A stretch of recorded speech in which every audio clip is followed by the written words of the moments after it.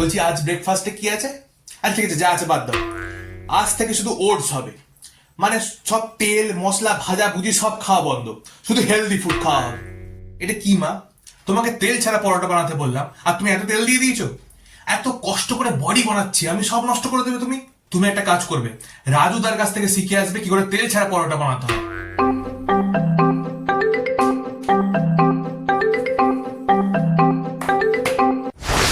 শরীরটা হলো ভগবানের দেওয়া অমূল্য সম্পদ, ওটাকে যত্ন করে না রাখলে চলে?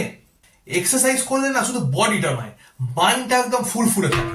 আর বডিটা তো একবার চনমনে থাকে, মানে সব কাজ করে ফেলবো আজ কি। বলছি রাতের খাবারে কি আছে গো? ওই তো লুচি আর মাটন কষা। কিন্তু তুই তো আবার ওসব খাবি না, তোর জন্য একটু ডালিয়া বানিয়ে রাখবো বরং। মানে না না থাক, বলছি আবার কষ্ট করে আলাদা করে করতে তোমার কষ্ট হবে। আজকে আমি খেয়েই নেবো লুচিটা। ডায়েটটা নাই কাল থেকে শুরু করবো একদম জোরদার ভাবে।